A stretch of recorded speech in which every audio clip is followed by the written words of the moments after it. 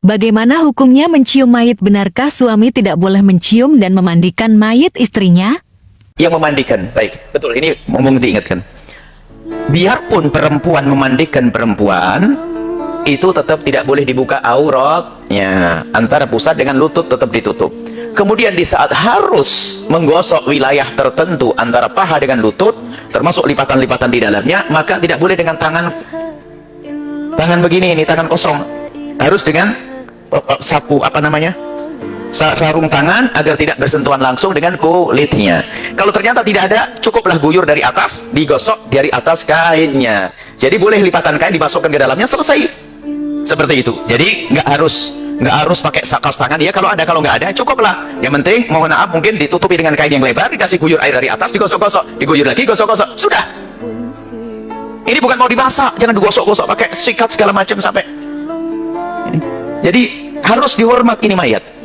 Kemudian setelah dibungkus ya, kemudian suami boleh memandikannya, istri boleh memandikan sang suami, biarpun suami adalah bukan mahram, ya kan? Tapi menjadi halal karena sebuah pernikahan.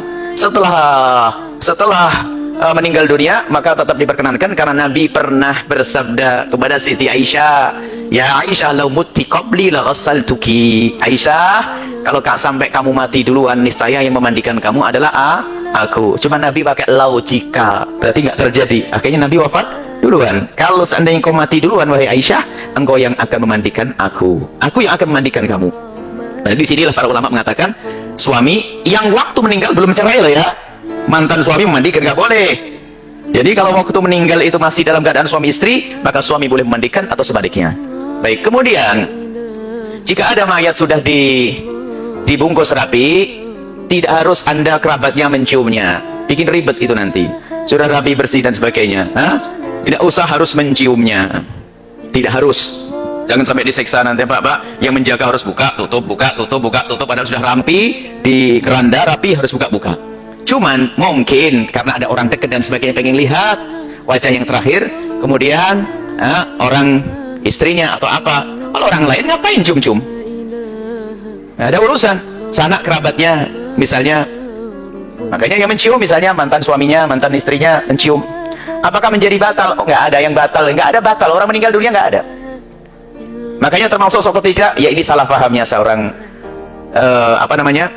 sehingga katanya kalau keluar sesuatu bagaimana, misalnya mayat sudah dibungkus rapi lalu keluar kotoran lagi, batal? Nggak ada batal, mandinya nggak harus diulangi. Misalnya keluar kotoran, tinggal dibersihkan saja kotorannya, selesai. Bukan harus diulang mandinya. Jadi nggak ada lagi istilah batal bagi orang yang telah meninggal itu. Nggak ada batal wudunya, nggak ada batal mandinya. Jadi nggak ada itu semuanya. Jadi kalau ada suaminya mencium, ya nggak ada masalah, sudah dikafani dan sebagainya, dicium keningnya, boleh-boleh saja. Itu hanya berlaku untuk suami saja, atau perempuan dengan perempuan kerap dengannya. Tapi kalau laki-laki mencium keningnya, ngapain kamu tuh urusan dengan mayat itu? Nggak ada urusannya. Jadi nggak akan berlaku itu semuanya. Kamu siapa? Nggak ada urusan. Sepupu nggak ada urusan. Mantan suami ya, maksudnya suaminya, baik, suaminya yang meninggal dalam keadaan pernikahan masih ada, maka bolehlah dia mengecup keningnya, dan bukan keharusan. Artinya itu hanya perasaan saja, ingin rasa dekat dan sebagainya. Tapi jangan diseksa yang menjaga mayat, harus bongkar pasang, bongkar pasang, bongkar pasang.